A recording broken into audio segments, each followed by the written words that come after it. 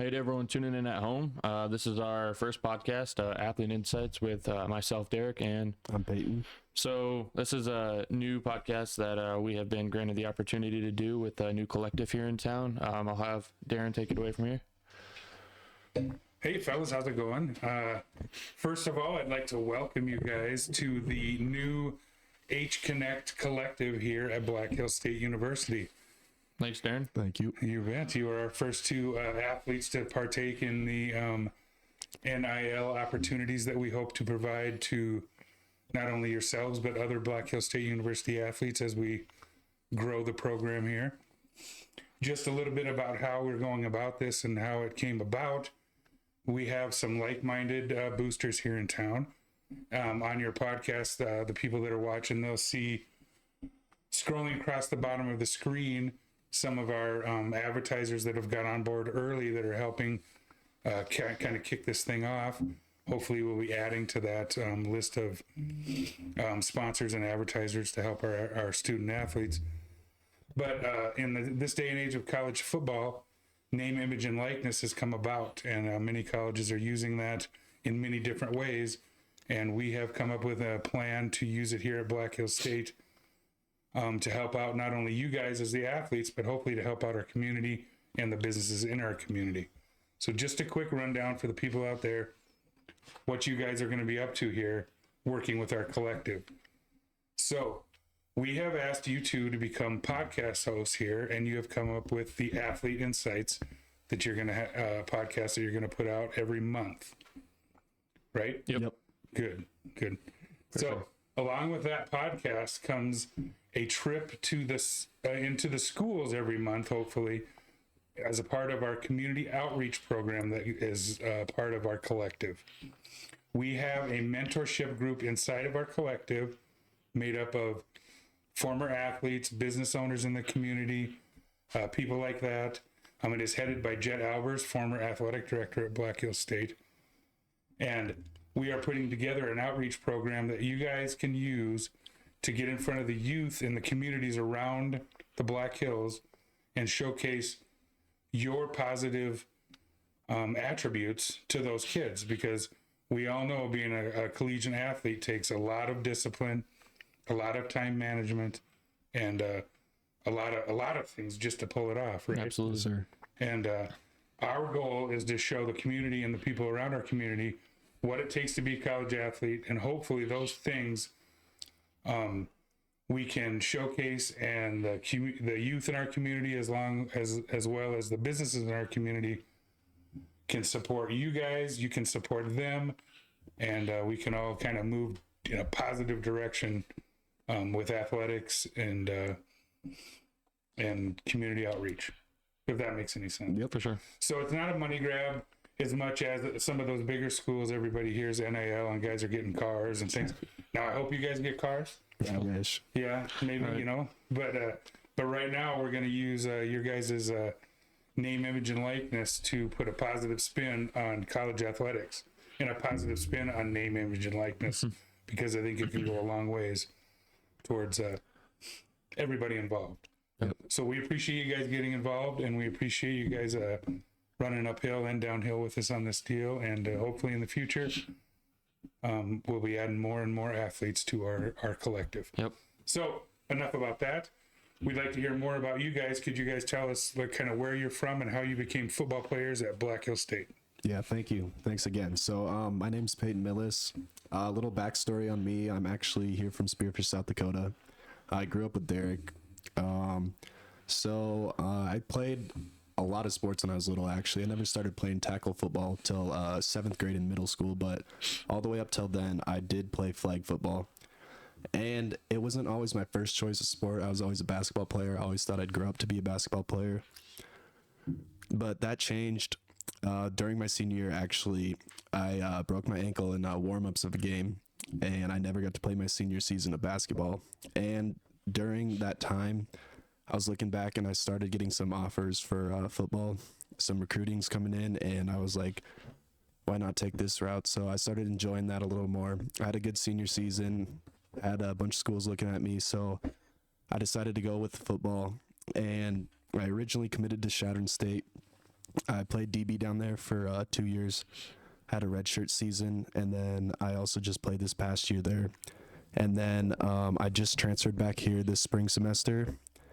And my major that I'm going to be majoring here is sociology. I was doing a criminology degree down in Shadron, but they don't offer that here. I can get a certificate with that, which is what I'm going to do later on. But for now, I'm just going to do a sociology major and then a psychology minor with that. Awesome. So I'm Derek, Derek Webster. I was born and raised here as well, here in Spearfish. I've been playing football since I was in first grade. I've played or done wrestling, track, soccer, basketball, all sorts of sports lacrosse. But I always knew football was going to be the sport I wanted to play in the collegiate level. When I was a senior in high school, I committed to Mankato, Minnesota State Mankato. It's a D2 in Minnesota. Realized that that wasn't where I wanted to be, and where I needed to be was back home here in Pike Hills. Was just super blessed with the opportunity to come back here and play. Coach Bresky brought me in like nothing happened. I was originally offered here out of high school and chose Minnesota over here. And he just was super forgiving and understood, and he was happy to have me. So I just knew that this was going to be an awesome place for me to be at. And 2 years later, Peyton decides to come back, and just couldn't have it any other way. So super, super thankful for that. I'm a physical education major, so it ties hand in hand to what we're going to be doing here for this collective with talking to the youth about healthy decisions and our diets and habits and stuff like that. I'm graduating in the spring of 2025. So yeah, that's a little about me. A little rundown of what the podcast is going to be like is just something that's super upbeat and fun.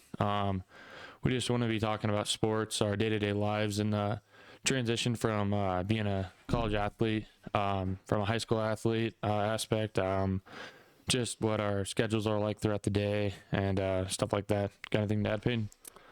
Yeah, so as Darren said before, we are going to be going into the schools as well to talk to kids about nutrition. And as Derek said, that is part of his major, actually. So he'll be able to lead that and help me learn through that too as we teach the other kids. But yeah, like Derek said, we will be talking about sports on here. It's not going to be all serious. We're going to have some fun on here. And other things we'll be talking about, especially for today, is we're going to be talking about our spring ball schedules, our school schedules, our eating habits, our weights, adaptation from high school to college life, and to top it off, we'll be talking about March Madness. Yep. So kicking it off, spring ball. Spring ball just started this past week. We've got 14 practices. If you want to pull that up, Darren. We've got 14 practices, I believe. We've got 2 scrimmages. One of them that'll be right in the middle, and then one of them at the end, and then as well as a joint practice with Augustana. That's in, I think, 3 weeks, I believe. That'll be held in Sioux Falls. No scrimmage or anything. We don't want to risk injury or anything like that, so we're just doing a joint practice with some live reps. Peyton, you want to talk about how your first week went? Yeah, so first week of spring ball. If you don't know how they run spring ball for offense for receivers now, so you go through installs each day. And so the first install, we had about, I'd say like 10 formations, 12 different route concepts, and then they throw in some runs as well because you got to know where you're blocking. And to say the least, for me, it was a little mind-boggling because it's just a lot of new stuff to get into and to remember, and they're just constantly hitting you with stuff. And that's what college sports is, though, so you just got to take it and roll with it. And the first practice, screwed up a couple times, obviously. It wasn't perfect. Messed up the route once or twice, stuff happens like that. But so we have an install every day, and we had 3 straight. And, at the end of it, I'm just sitting there in my room at night, just going over film, like, what do I got to do here? What route do I have here? What motion is going here? What formation are we in? And we're adding all these new formations in and stuff, and it gets tough on the mind, but it's worth it. For sure. It's fun. Yep. So for those of you who don't know, I don't think I introduced my position, but I'm a punter. So me and Peyton's practice, I mean, just our sports schedules in general are pretty different. There's a lot more. I wouldn't say commitment because like we're all committed football players, but a lot more time consuming on Peyton's behalf. He's got all these installs, these team meetings, these position meetings, just a lot of things that you got to do off and on the field. As a punter, there's only so much we can do.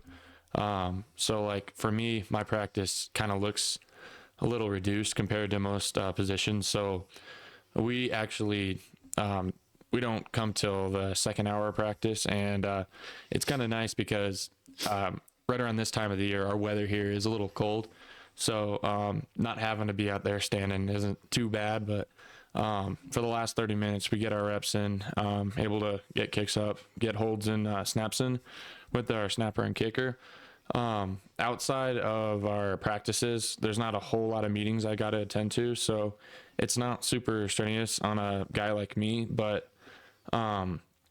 definitely still a lot of level of commitment there. With practice comes like our eating habits and our nutrition. So we're really fortunate here at BH. After every one of our lifts, we get team protein. So we've got several different flavors of protein at our nutrition station that we were sponsored by, I believe, was it Looters? Yep. Yeah, Looters helped sponsor our nutrition station here in our weight room. It's just right beside all of the equipment we work out with. We've got milk, protein, and then the South Dakota Beef Council sponsors us, and we get jerky, PB&Js. The best. Just all sorts of stuff. Roast beef sandwiches, and they do such a good job keeping us just high in nutrition, high in protein, so we're able to perform on and off the field. They're really big on us having a good spring ball off season so that it'll correlate to the season. I don't know if they had anything like that in Chadron, but where I was at before, there was really nothing like that. Like I think Coach Cook, our lifting coach, was telling us that there's only 2 schools in the RMAC that have that nutrition station, and Colorado Mines is one of them. And as you guys know, I mean, they've been super successful for many years, and I think that's just going to directly correlate to how our team is able to perform, and it'll hopefully, grow us into more wins. So I don't know, did Chadron have anything like that? We kind of had one. We had like a little window outside of our weight room just after they would just fill up like a little cup with a protein smoothie, but it wasn't anything like what we get now. Like right after lift, get a little breakdown, get a little rundown after our lift from our coach, Coach Cook. Then we'll go over there, bring your shaker bottle with you, free milk, free protein powder. You got to get the cookies and cream. Yep. The best one. Absolutely. Derek put me on that. Thank you. Then I always go with either 1 or 2 PB&Js because I'm still trying to gain weight, but it's just, they have it all for you there. There's granola bars in the drawer. They have almond milk if you need that. If you're lactose intolerant, they have all that stuff. So it's really nice actually. Yep. And personally, so at the start of like winter condos, when we first weighed in, it was that Wednesday before we started, 6 a.m, and we weighed in on what is that thing called? Oh, the in-body test. Yeah, the in-body test. Superior Nutrition comes down and does a free in-body test for us that gives us like our whole bone density, our muscle mass, our fat mass, all that stuff. Yeah, so like we just stripped down to the underwear, old classic, and I weighed in there. It was only 174. I thought it was a lot heavier than that before that, but lost a little weight during the winter so it was about 174 there, had about 8% body fat, and now after the fact of winter condos, I am up to about 185, so it's about 11 pounds there. And credit to the nutrition station, because after lifting, I don't really like to eat anything. I don't know why, but I just go right over there, just go in the locker room, eat a sandwich, drink the protein, watch a little TV in there, BS with the teammates, and it's really nice. Yeah, it's awesome. On top of that, so with my position being a punter, it's not really a super big, I guess, I'm not required to be any certain weight. So for each position on the team, they've got a certain goal weight to hit. And for me, I'm kind of just at like where do I feel most comfortable? And with our lifting coach, Coach Clay Cook, he used to play football at BH, and now he's our head strength and conditioning coach for the football program. He does a wonderful job. He's helped me, figure out what my best body type will be for punting, and he's allowed me to put on some strength and muscle mass that I didn't have before. I came into BH at 195 pounds, about 8% body fat, kind of like Peyton. And right after spring ball, or right after winter condo this year, I was weighing in at 215. So I put on a lot of muscle mass and just upped all my maxes like super, super well. And I think that just also correlates directly in hand with the nutrition station and just all the stuff we have at hand. We're so thankful for all the stuff that we're given. So kind of twisting off of weight. So what was winter condo like for you, being your first winter condo here in at BH? Yeah, so first winter condo was actually a Thursday afternoon. I lift at 11 on Thursdays, and I didn't have Derek in there, so I didn't really know what to expect because he's in the morning. And so we were going about it. I'm like, all right, good warm up. It's not too bad because, if you go into the lift and you're like, wow, this warm up's hard, you're like, yeah, I'm about to be screwed for this. So I get in there, we're doing our thing, doing the lifts. We do I don't know, what do we do on Thursdays? Deadlift, right? Yeah, I believe so. Yep. Yeah, so we do our deadlift sets. It wasn't terrible. Deadlift, power clean, some stuff in between it. And we get going, and then he goes, all right, set up for the circuit. And I'm thinking, circuit? Like, I've never done a college football workout circuit because we didn't do that in Shadron.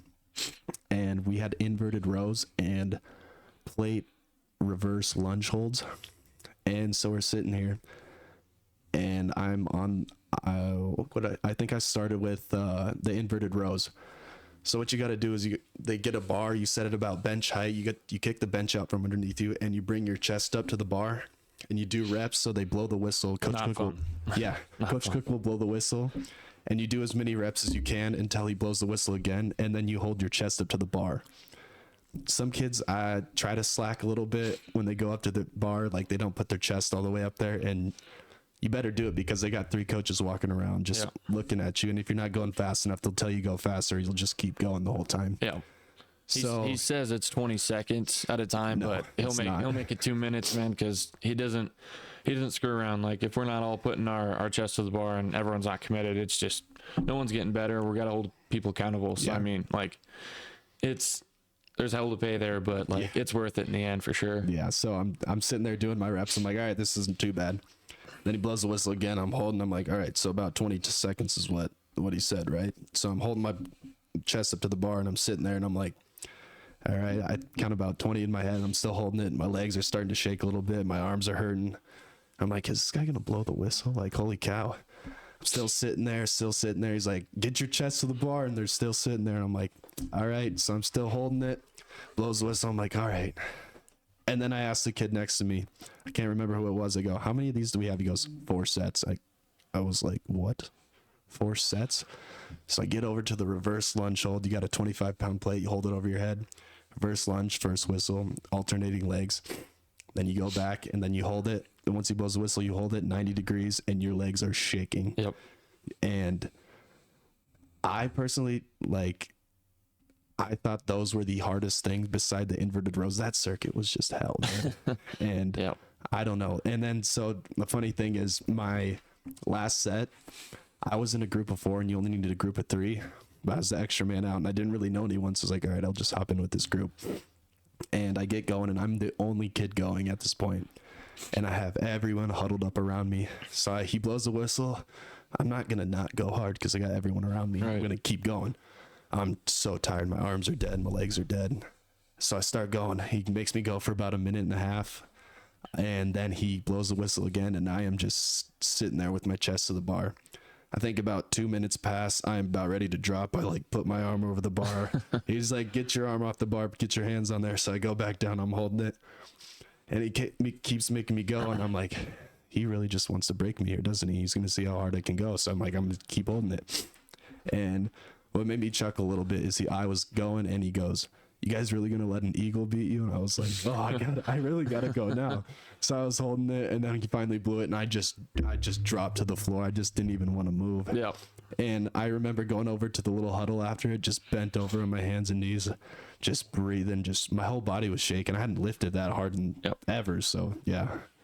There's nothing better than finishing one of those super strenuous workouts. Like, it sucks so much doing it, but when you finish, like, you feel like you're on top of the world for a good 20 minutes there. Yeah. It's super satisfying. Something that people really don't think about when like lifting early in the morning. How do you like feel going to class? So, because I know that you lifted at 5:30 in the morning, right? I lifted at 5:30 so, on Fridays. I was the last group at 8 a.m. So, I mean, it wasn't super bad for me, but someone who like's got to get up that early, and then, you know, you've got a whole part of your day coming up. Like, how do you think that's different from being like a regular student to an athlete in that aspect? So regular students, earliest class would be 8 a.m. for them. So you probably wake up about 7:30. Preparing yourself as an athlete, though, for a 5:30 lift is kind of a different story. So I'd wake up, and those were weigh-in mornings too. So you had to hit your weight goal. Yep. And for me personally, since I was gaining weight, I was dropping about 5-6 pounds at night, just floating all that water weight, just everything going through me. And like every night too, I was drinking like around 1,000 calorie shake. I just 20 ounces of milk, 2 scoops of mass gainer, some oats in there, some olive oil. Olive oil is a cheat code, by the way. 150 calories for about 2 tablespoons right there. So I just throw it in there. I mean, it doesn't sound good. It's not good, but it gave me calories. So, you know, I'd go to bed just all full and stuff. And I'd wake up in the morning at the bright hour of 4:45. And, you know, your first thing when you hear the alarm clock and it's that early, you're like, do I really have to do this? You're like, I don't know. It just makes you think twice. You're just like, 4:45 and I'm getting up when I could sleep till at least 7:30. But you got to do it. So I would just get to it. I'd start chugging water, man. That is like, to get that weight, you need water weight. And absolutely. I'd eat a granola bar, and I'd take my hydro flask. I'd drink about 60 ounces of water, man. And I would go into that lift, and we start out with what are they called again? The runs? Oh, the tempos? Yeah, we start out with tempo runs. So I'd get so before that, I'd get to the school about 5 o'clock, and we have a little scale in the locker room, and it's about 1.5 pounds off. So you want to get your goal, but you want to be above on that thing. So we're all just sitting by the water fountain, just chugging water. And so I'd go in there, I'd weigh in, I'd sit down in my locker, and I'd be like, all right, let's go. Let's get ready for this. I'd just try to prepare mentally. And the first thing we do is tempo runs. And what those are is you run 100 meters, do 30 seconds of abs in between. Then you have 30 seconds of rest, and then you run back down, 30 seconds of abs, and you can keep doing that. And we start off with we started off with about 14 or 12, and then we built all the way up to 28. Yeah, 28. Something like that, yeah. And yeah, so those were, you know, full stomach on water. I was like, those abs, those damn sit-ups, man, and early in the morning, especially with all that water in you, I was like, I'm going to throw up. And we had a bunch of kids throw up, actually, because they're in there chugging damn near 100 ounces of water, just trying to make that weight. And the kids are in there trying to run back and forth, and they just go to the trash can and just start throwing up. And I mean, 5:30 lift. The first thing that Coach Cook told me when I got here, we went and lifted on a Christmas break during one of the days. He's like, well, your class schedule doesn't fit anything, so you get to be in the 5:30 group. And I'm like, oh, it's not going to be too bad. And I got through the first couple. I'm like, yeah, this is a little gauntlet here. It builds or breaks you, that's for sure. Do punters even have to work out? Yeah, they still got to work out. Yeah, so he lifts more than me still, and he's a punter. So little bit about that. So like a lot of people think that just because like so we don't say special teams here at BH. We use the term elite teams. We like to be different. We don't think of it as offense, defense, or two halves of the game. We think it as in thirds, being offense, defense, and elite teams. We think one of our team mottos was elite teams. Oh gosh, what was it? it'll come to me. But it was one of the things we really, really pushed this past year to improve, because it's such a crucial part of the game. It sets you up for both your offense and defense. But how to tie that into lifting? We don't do anything different. It's all the same. We work just as hard. I mean, I'm people who don't know me personally. I'm a big meathead, man. Like, I listen to metal. That's the music I love. That's what I like listening to. A lot of the music in the weight room is, it's rap, and I like rap, but like on Fridays and days when we get to listen to like Slipknot, Creed, Five Finger Death Punch, like those are the days I kind of live for, because it just like gets me in my right space. Like it calms me down. I don't know, like it may sound a little weird to some people, but that type of music just puts me in a zen that like no other type of music can. But I think that area is where elite athletes are built, man. Like you just can't perform on the field if you can't perform in the weight room. It's direct correlation. Mass moves mass, and at BH we're just so adamant about getting your lift in and putting your head down, putting it on the grindstone, and just attacking it. I mean, like it's so important, man. And like, if you want to like talk about like, so like high school lifting compared to college lifting, especially nutrition. So like in high school, I know it's a little embarrassing for me to say still, I came out of high school at 155 pounds. That's what I ended my senior year of football with. And I didn't really think weight was like that big of a deal because I was performing fine on the field, but that was high school. I got, little 130-pound corners playing me on receiver. And shout out Coach Santer, by the way. He really showed me after football ended what I needed to look like and what lifting and nutrition was going to be in college. And he started having me eat around 3,800, 4,000 calories a day. And was that a struggle? I mean, I was probably only putting about 2,500, 3,000 this dude max used in my to be body. a twig, man. He was tiny. Yeah, I still have a picture. I took a picture in the mirror the day after my last game, actually, of I just wanted to see my body transformation. I still have the picture in my camera roll though, and I just look like a twig. Like I didn't think I was like super skinny. I knew I was skinny. I'd always get called skinny by people, but I didn't think it was that big of a deal. And like I said, Santa really taught me what it was like to be a college athlete in like the end of my senior year of high school. So I was eating that about 4,000 calories a day. That's when I started drinking those shakes too at night, and then that lifting part, and then I put on about 15 pounds before I came to college, and then I realized when I got to college that 170 pounds ain't big either. And I continue to do that still to this day. I'm still trying to gain weight. I've gotten a lot bigger since high school too, but I don't know anything for you. You've always been a big dude, but I mean, so I don't know. I'm kind of just, I've got a frame that puts on weight pretty well. In high school, I was a wrestler so I was a wrestler my whole life, and then high school I stopped, came back my junior year, had a good year. I wrestled at 182, so I kind of had to stay at that weight, so I wasn't able to put weight on necessarily. I wasn't worried about it because I knew I was going to be doing punting in college, so like it wasn't at the top of my list of things to worry about when it came to football season.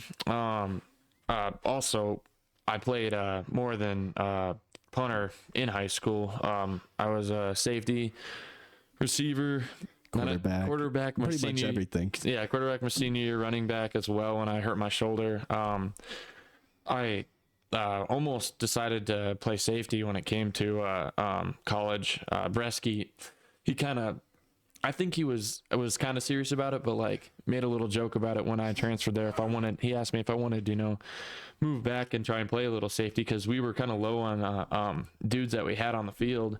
And through my head, I kind of thought like, that sounds like a lot of fun, but I was like, I've been out for 2 years now, and like, am I really going to be able to hop back in it at the college level? So I didn't end up doing that, but there's always going to be a little bit of regret in me, just like thinking maybe I could have done it. I wish I would have tried it, but at the end of the day, I'm just blessed to be able to be a college punter. So, but one thing that's really, really helped me with my weight gain is a product called creatine. I'm sure a lot of you heard about it, but It stores. I'm don't like quote me on this because It stores it stores water in the water in muscles, muscles and yeah. allows for faster muscle recovery and growth.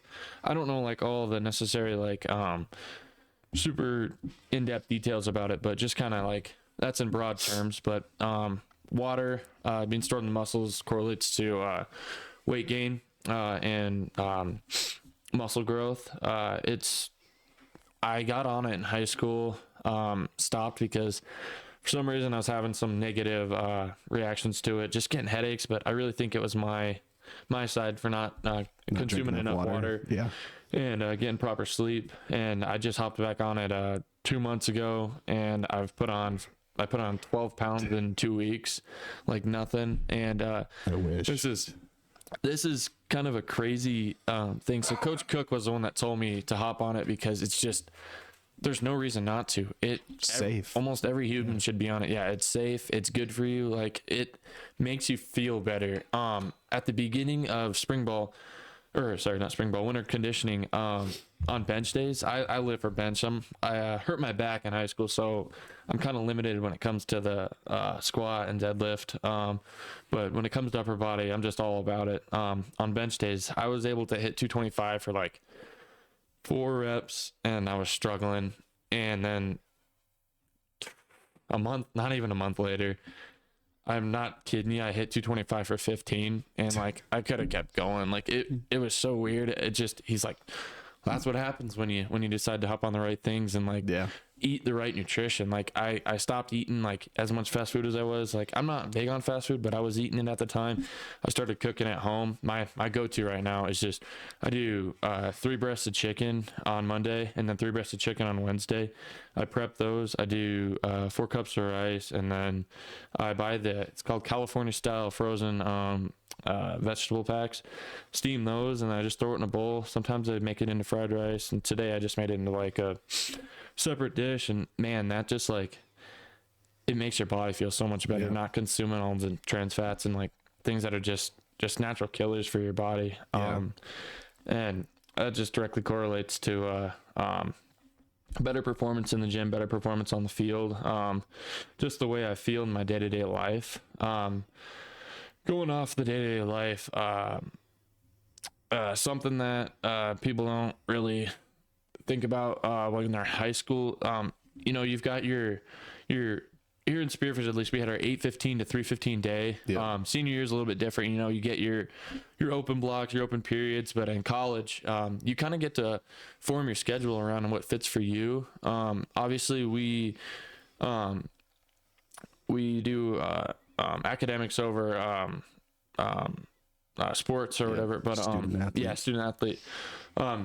School comes first. So something that's super important is that we're able to work our schooling around our football schedule. So our coaches do a good job about figuring out ways to make sure that we get our schooling in before our football practice or meeting, whatever it may be. They're super, super understanding about it. So Peyton, if you want to I think you can give like a rundown of like what your schedule's like and how it fits around. Think about like a busy day. Like kind of how that would all fit around together. So starting off back in winter condos, my Monday, Wednesday, Friday classes are 8, 9. I have a lab at 10 on Wednesdays, and then a 1 o'clock class as well on those days. So how it'd go, I'd wake up 8, 9 o'clock class, get a little break on Mondays, and then I'd lift at 11 o'clock. I'd have another hour break, and then I'd have study hall right after that because I'm a transfer. And then right after study hall, I have another about an hour and a half break, go get more food. And then I'd have a 3:30 meeting as well. And that's on the Mondays. And then my Tuesdays weren't terrible. I just had a 9:30 class, and then I'd have lifting at 11 right after class. And then I'd have study hall at 1 as well. And if you think about it, compared to high school, like you said, you have your 8:15 to 3:15, and then you have practice right after. Like it's kind of, you just get in the flow of it. But when it's college and you have, most of my assignments are due on Sundays, but you don't want to just save everything till 10:30 on Sunday night, which I've done before, and it doesn't work out well. You really want to manage your time with that too. So I would try, like, after my classes and after lifting, I'd really take study hall seriously, and I'm still in it right now. And you just want to hammer out your work there because like the week's not going to get any easier, because my Wednesdays were just, it felt like I was at school all day long. I'd have 8, 9, 10 o'clock lab. That lab goes to about 11:30, and we didn't have lifting on Wednesdays, so that's the only off time I'd have. And then I go right back to a 1 o'clock class, and then I have a 3:30 meeting right after that, and then I'd have routes out on the field at 5 o'clock after our meeting, and then I would do the same thing on Friday. So the winter schedule, it can get pretty grueling, especially when you're sore after lifting too. Like just you get done with class and you're like, oh, okay, I got to go lift now. And then you get done with everything, you get home for the night, and you're like, all right, do it all over again tomorrow. Like it's a grind, it's a commitment though. I mean, it's a good thing though. It's what we live for here. Absolutely. Something that kind of like goes along with that, periodization is like in football's terms. So we go postseason, off season, preseason, and in season. Our schedules are completely different for all those. So like something that like Peyton was talking about with winter conditioning, I would say that's more off season. So we're doing our off season training. Summers are preseason, seasons are in season. Then right after is our off season, where we don't have we just take a little break.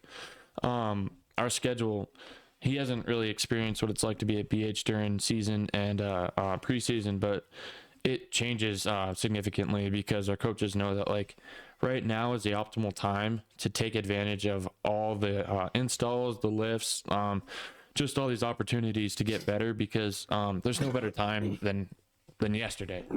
Like it all started yesterday. Like, so that's just something that I've kind of kept with me, that I realized it's important, that I want to take into my future of coaching, because I also have a minor in coaching and hope to coach here in Spearfish, maybe GA at BH once I'm done for a little bit.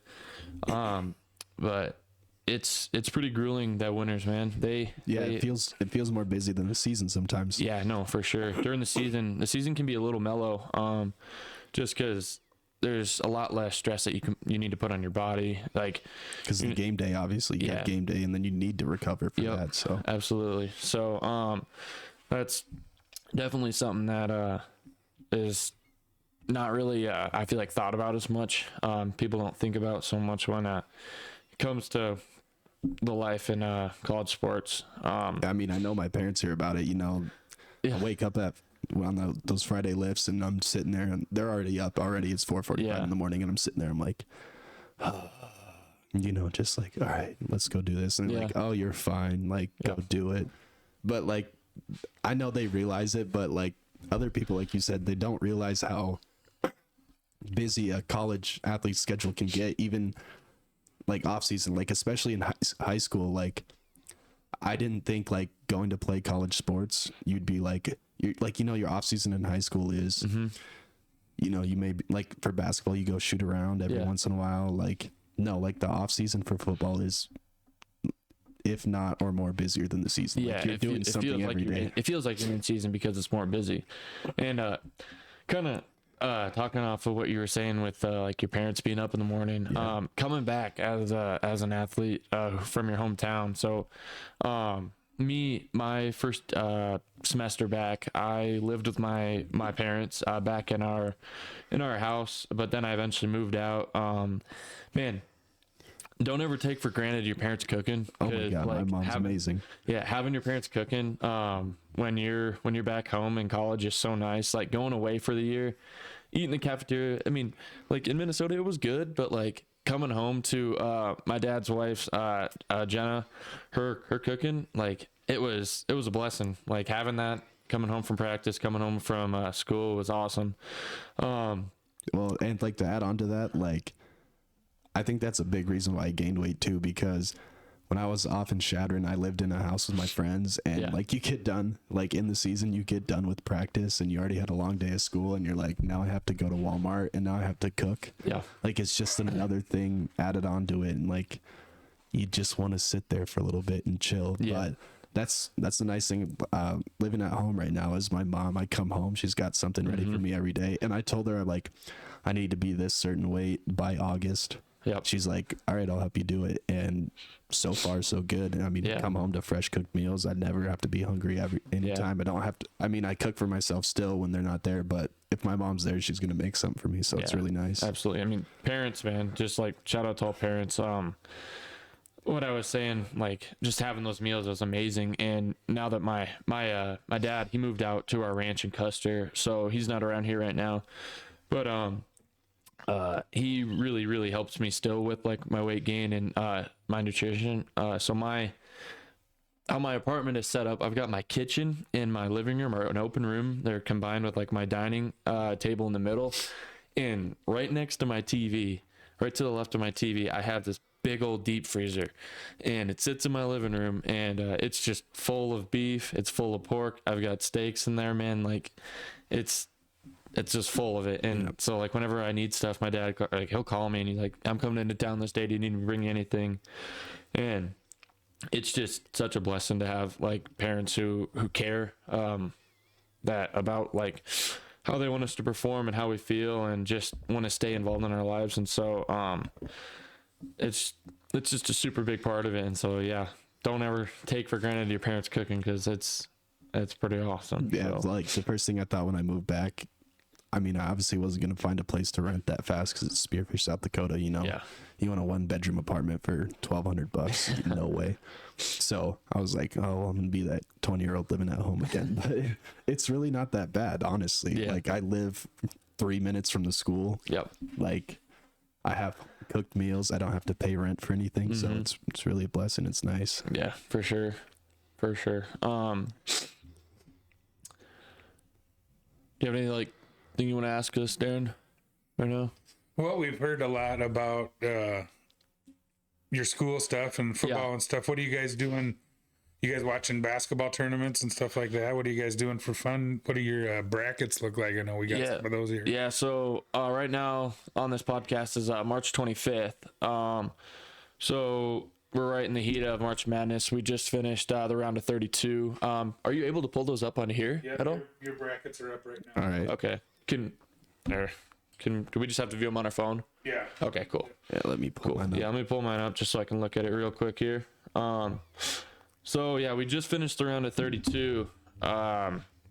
Peyton is one of the biggest college basketball advocates, man. He's a UNC fan till death. I am more of just like a March Madness guru. Me and my family every year. My grandma Sherry, she's a superhero, like my best friend. She sends out a tournament challenge with our family, and I'll get to make 3 brackets every year, and at the end of the year, whoever wins gets a t-shirt. Nothing crazy, but we just like to be a little competitive in our family spirits. And so Peyton, how long you been a UNC fan, and are they gonna win it this year? So UNC fan since I was born. My dad was actually stationed down in the Air Force down in North Carolina, and that's, people want to call me a bandwagon for it, so I have to explain to him every time, no, my dad was stationed down there. This is why I like them. So Yep. yeah, I've been a North Carolina fan my whole life. Me and my dad actually went down to Philadelphia 2 years ago to watch the Sweet 16 and Elite 8, and that was the year we sold the game to Kansas by up 20 at halftime. So Jeez. another heartbreaker, but Yep. to go along with the brackets, I do have North Carolina winning it this year. But back to the round of 64, what were some surprises that you saw in there? Some surprises, and it's kind of weird that one of them was an underdog. So Drake, you and I were both, I think, pretty high on Drake to beat who they playing. It was, let me look here, Washington State. Yep. Drake's been on kind of a tear here. They're 28-6. They've had a super good year, and I think they were the only underdog that had a majority percentage of population pick them over Washington State. They were a 10-7 seed, but I mean, still, like, it was super surprising not to see them win just because of the way they've been playing, as well as BYU getting beat first round. That was that one shocked me. We're up who in were they playing again? They were playing Yale. I can't find it on here. Yeah, we're up in the East region of the tournament. So UConn at 1 seed right now. For me, I've got UConn winning it all, going back to back in this bracket. I think I made 23 brackets, but this is the one that I submitted to put in. I picked BYU just because they're playing at such a high level. Man, I picked them as well. Yeah, or sorry, not BYU, UConn to win it all. But yeah, picked BYU to win it, win that game just because they have been playing at a high level. And that shocked me. Yeah. They live by the sword, die by the sword, and it's their 3-ball. They just couldn't get it going in that game, man. Yeah, which, hey, that happens. Going down to the West region, with UNC's, that was not my area of expertise. I think you can see it up there. The black bracket is mine, and the white bracket is Peyton's. I mispicked on my first round. I picked Mississippi State. I picked St. Mary's. I picked University of New Mexico, and I picked Nevada. That's four of the 8 games down there I got wrong. My question is, why would you go against March Tom Izzo? That is it. I mean, unless they're playing North Carolina, obviously. Right, but March Tom Izzo is not a guy to mess with. He said, did you see his interview? He said, "I'll die before I don't go any further in the tournament." He's like, "I'll die doing trying." this." Yeah, I'll die trying. Yeah, so. I did see that. And UNC is now 6-0 against them in the tournament, right? Come on. Yeah, so I mean, I don't know. I think I picked UNC or Michigan State in most of my brackets, but I picked Mississippi State for whatever reason in this one, and I was super high on St. Mary's because they were Gonzaga's Beating kryptonite. Gonzaga, Yeah, like Gonzaga can't beat them, and I'm super high on Gonzaga. I think that they, in this bracket, I don't have them beating Purdue, but the way they're playing right now, I think they're going to beat Purdue in this next round in the Sweet 16. Because Purdue's got, Zach Edey, obviously. Yeah. They've got number 3. I can't remember his name, but he can shoot the ball. But they got 2 other weapons outside of that. But I think Gonzaga as a whole, the way they've been playing is Mark Few's got them going there. Yeah, absolutely. How about the Clemson New Mexico pick though? I told Derek to pick the New Mexico. Yeah. Jalen House, Shadow Mountain legend. Yeah. I was like, this guy's going to go off. And they were playing so good up until they won the Mountain West and everything. I'm like, and I've seen Clemson play because they play North Carolina every year. And I'm like, I don't think Clemson's going to do it. Yeah. And so I picked that upset, and that went horribly wrong. And then now they just beat Baylor too. Yeah, they played amazing last night. That was a fun game. I don't know if you guys watched, but Baylor was down 4, I think, with 30 seconds to go. They clutched up, brought it to overtime, and then Clemson sealed the deal, just taking off at the end of the game. Man, Baylor could have won it, but I can't remember that shooter for Clemson. Joe Girard. Yes. That dude Syracuse can ball. Transfer, yeah. That dude can ball. He had a super good shot last night. New Mexico though. I told them, and I feel bad now, but I just thought they had it in them, man. But that's March for you. Yeah, absolutely. You want to go to the South region? Yeah, for sure. That was my best region, so I went 6 for 8 on that for my first round of games, and then I perfect on my round of 32 or my Sweet 16. So I was 100% on that. You are? Yeah. Oh my gosh. Yep, and I was 100% on the Midwest as well. So, can we take a moment for all the Nebraska fans out there? Tominaga? Yeah, Tominaga, good run by him, but I don't know how you guys got an 8 seed. I'm sorry, but Texas A&M just put it to him. I picked that game, and everyone's, I don't know, I had a lot of people like, Aaron Till, he was sitting in the locker room. Shout out Aaron. He's our senior linebacker.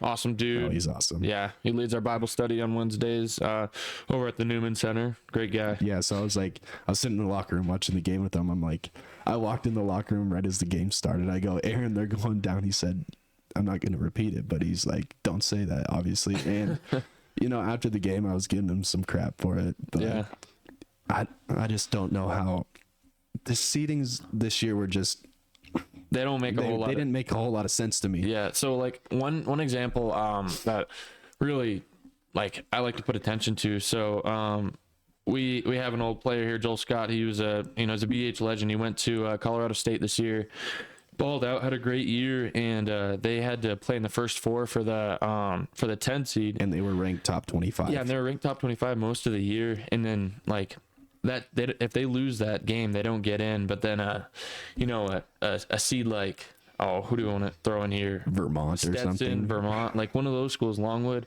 they get in because they technically they won their conference, but they're not better than those No. schools. It's kind of crazy to me the way they see things. But back to Nebraska, the reason why I knew or I had a feeling they weren't going to win was because this was their first appearance in how many years was it, Darren? Like 10? Yeah, it's been, I can't remember, but it's been a while. Yeah. It's only our 7th in total, I think. And I'm We've not saying- never won a game. Yeah, like they never won. Yeah. They're the only Big Ten school to never win a game in March Madness. So I mean, history repeats itself, and I had to pick against them, even though they're one of my favorite college football teams to watch growing up. But I had to pick against them. And no hate to Tominaga at all. I mean, the Asian Steph Curry, that dude can ball. Yeah. But I'd pick that one right away. I don't know why. Just maybe to piss off the fans a little bit. Yeah, for sure. NC State.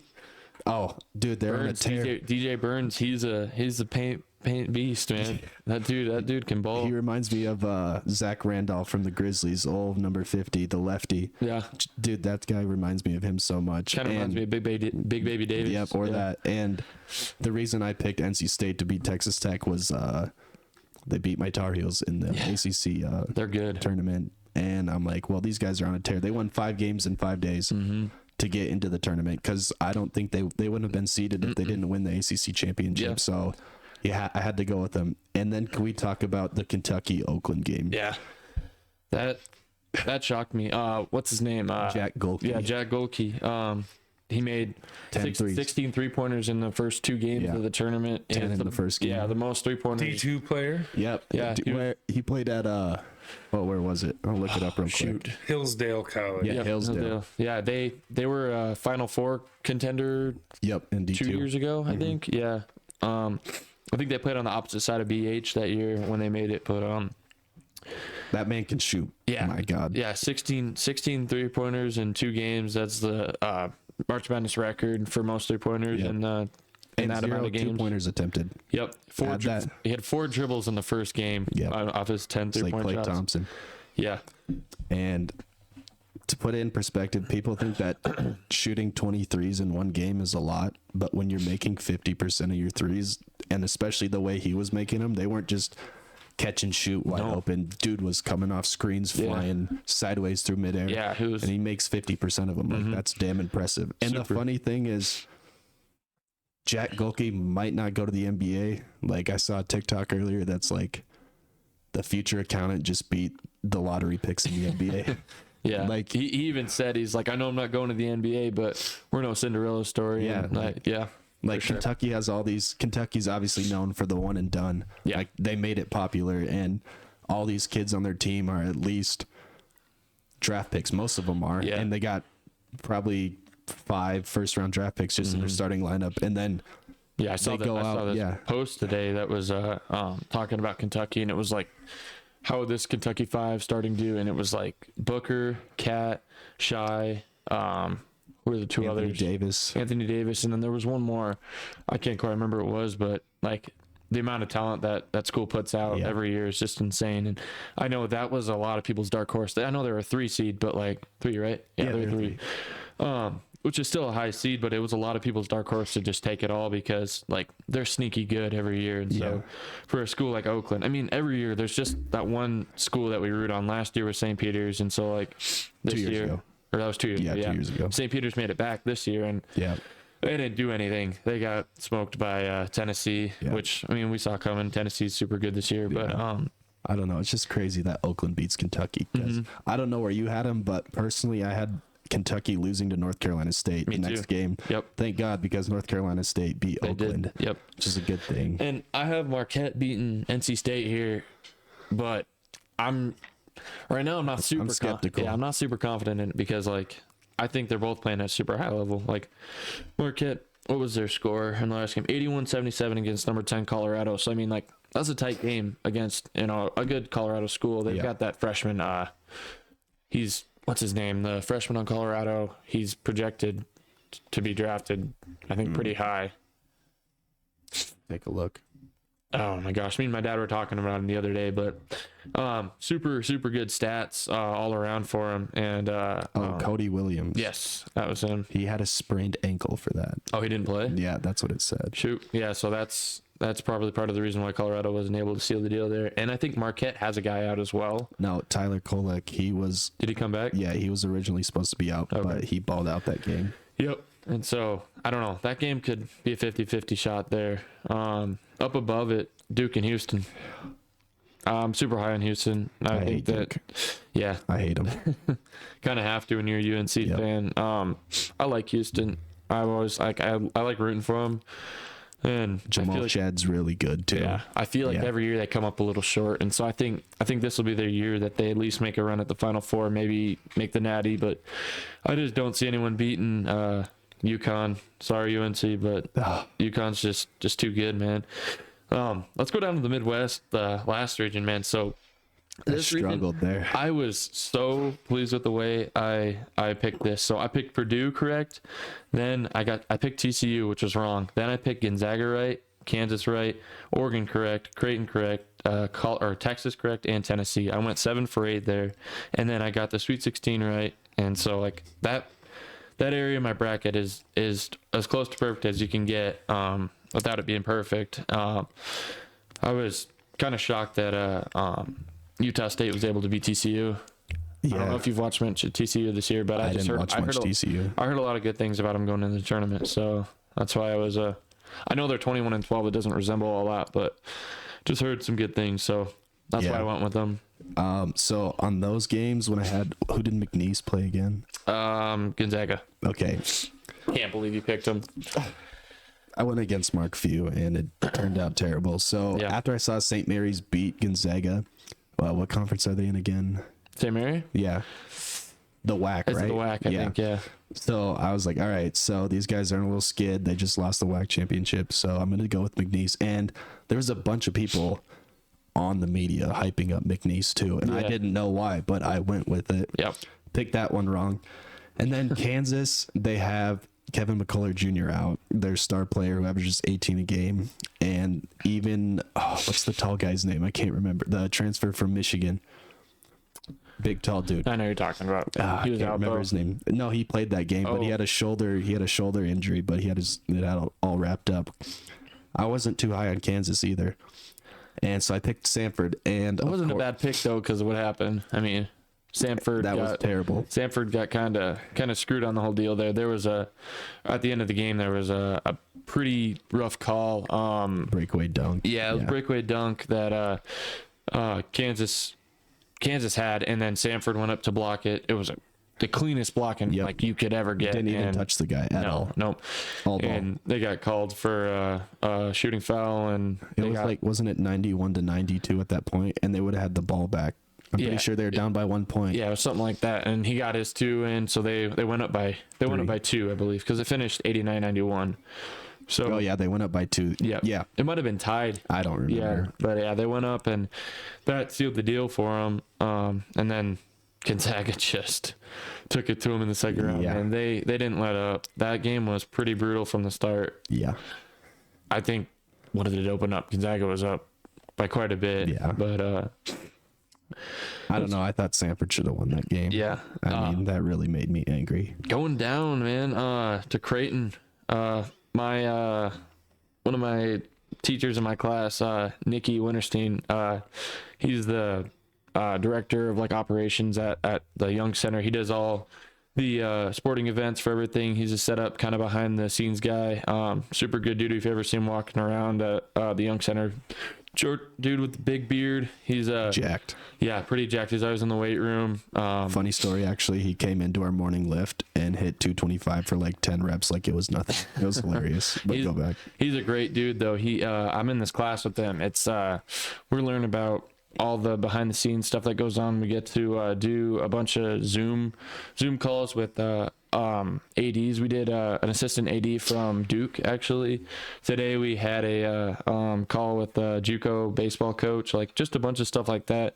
But he told me to pick Akron, and I was like, dude, I can't go against my Creighton Blue Jays. I'm a Creighton fan for basketball, and I think I've got Tennessee in this one, but man, it could go anyway. Yeah, you want to talk about the Sweet 16 real quick, or your picks? Yeah, so my picks right now in this bracket, I've got, let's see here. Obviously, Connecticut. Yeah, UConn. Yeah, I've got UConn over San Diego State. Yep. And then in this one, I've got Iowa State over Illinois. But I really think that could go anyway. Illinois is playing super well. They took it to Duquesne. Yeah. Duquesne wasn't all that great. Actually, earlier we did screw it up. Yale beat Auburn and Duquesne beat BYU. Yeah. That's on us. We screwed that up.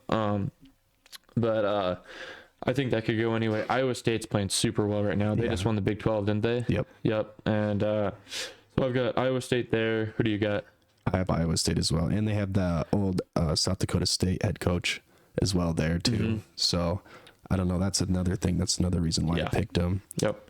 I've got UNC down here. Alabama's playing well. Grand Canyon, that was such a good game. Grand Canyon didn't know how to play offense. They had 5 total assists that game, I believe. They just were going one-on-one ball the second half. I don't think there was a single play called. I think that Grand Canyon honestly should have beat Alabama if there was any bit of coaching in that game, but it was just street like slot ball. It was awful, man. But pick up basketball. Yeah, down to Clemson, Arizona. I think Dude, I don't know now. No, I think their run's over. I think Arizona's going to beat them by 30. No. They're smoking them. So, PJ Hall, big center against their guy. I think he takes it to him, and that's an unpopular opinion because he can shoot. Clemson center? Yeah. He can shoot, and that dude on Arizona is slow. Yeah. I don't remember. So, when Arizona and Dayton were playing, they were just doing high screen and roll on that guy all day, and that dude did not look like he never played basketball before. Yeah, I agree. So I mean, it could definitely go anyway, but I have Arizona in that still. I think shout out Caleb Love, ex-Tar Heel. I wish we still had you. Yeah, that's a crazy transfer right there, man. Houston Duke, man, Duke slaughtered James Madison last round. I had that upset pick and it was terrible. Yeah, I picked Duke, I believe. Yeah, I did. I have Houston for this game though. Me too. Going forward. Yeah. I need it to happen. I do not want them to win. They played a tough Texas A&M.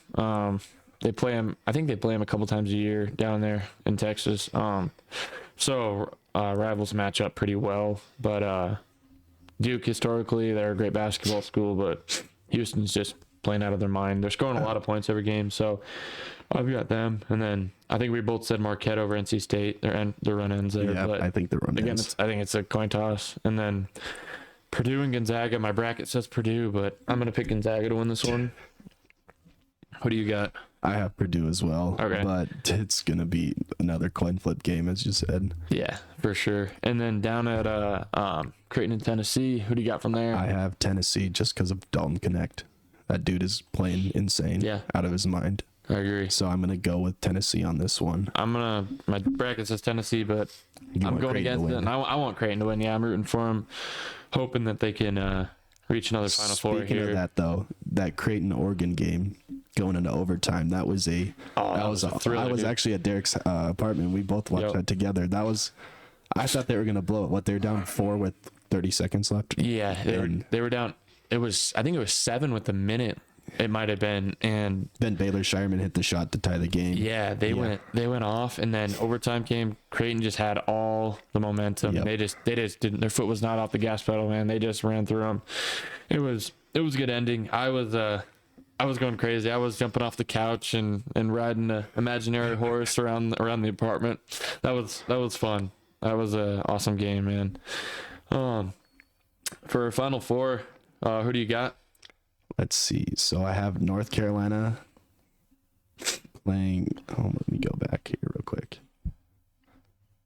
So I have North Carolina beating Arizona. Caleb Love, you're going to be mad you transferred.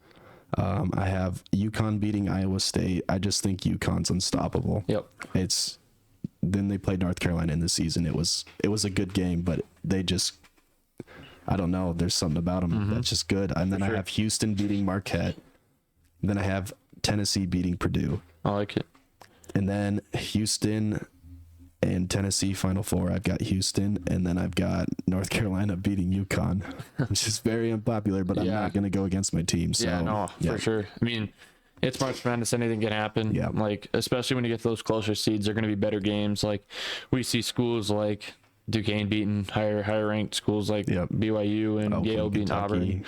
So, I mean, really anything can happen. Last year, 5 seed San Diego State made the national championship against UConn, and it ultimately lost. But I mean, they made a huge run as a 5 seed. I think the last 4 winners have all been top 3 or 2 seeds, and so I mean, anything could happen. NC State could just say screw it and win it all, man. I know. Who knows? So, for my Final Four, I've got on the I'll just say east side, I've got Tennessee and Houston. I picked Tennessee to win this one. I don't know what it is about Tennessee. Orange is one of my favorite colors, so I just went with them. Color game. Yeah, I'm not huge on the stats when it comes to most teams that I don't know, but I picked Tennessee to make the national championship, and then over at UNC and UConn, I picked UConn, and then UConn to beat Tennessee. I just think that they're going to repeat it, man. I think it's going to happen. So it's kind of our closer on March Madness there. That's what we've got for our picks. I love March Madness, man. It's such a fun time. We actually I do the second chance tournament as well. So we restart. You get to make a new bracket after the for Sweet 16. Yep. And so right after we're done with this, I'm definitely going to go home and make some I think probably like 10 more brackets to see if I can get, Sweet 16 perfect. I think it'd be pretty cool. That'd be awesome. Yeah. I don't know. I've never done it. I'd like to see if I could. But any closing questions, Darren? Guys, I think that's probably pretty good for the first one. Yeah. Like I said, I sure appreciate you guys being our first athletes here at the collective. Yeah, and, thank you. Yeah, and working absolutely. with us to kind of get this thing kicked off. For and sure. I can't wait for you guys to get your first checks in this whole deal. Yes. I'm not promising they're going to be huge. Yeah, but that's you'll be able to fine. buy. Hey, man, You'll be whatever able to buy helps. a pizza with it, and you'll be able to put some gas in your car. Exactly. Yeah. But every great thing started somewhere, and we're hoping that this is going to be a great thing for not only the student athletes of Black Hills State, but like I said, the businesses in the communities and the youth in the communities. Absolutely. What do you guys think after this first one? Did you guys have fun or what? Yeah, man. I came in a little, not skeptical necessarily, but a little nervous just because I've never done something like this, sat down in front of a camera, just talking. But that's what it is. Just sitting down, talking with my best friend here, one of my former coaches, and now just a mentor I have in my life. Like, we're all just sitting in this room having a good time, and like, it's fun. Like, I'm excited. I honestly could see ourselves making more than one of these a month just because it's like, it's fun. a good time. It's a little time to get away and just hang out and talk. Yes. This is awesome.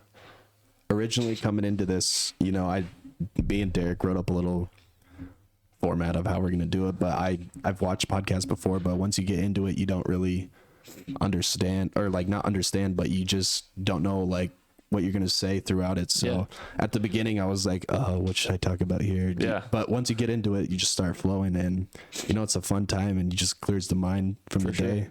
You lose track of time, and it's a good time. So I like it. Yeah, it was awesome. I'm just super thankful for the opportunity, man. And I can't wait to hop on another one and keep making these for you guys. It's a good time. I like talking about stuff that's just means a good amount to us, and we can run down rabbit holes and just who knows where they'll lead. It's a good time. So hopefully that here in the future we can have some more people and doing this with Darren and his collective, and maybe in the future we'll have some of our teammates and maybe some of our friends who want to hop on the podcast with us, maybe interview them and play a little host and interviewer game, and just see how that goes. So I think this could lead to a lot of different things more than this. So yeah, they're super very awesome. thankful for this. Thank you very much, guys.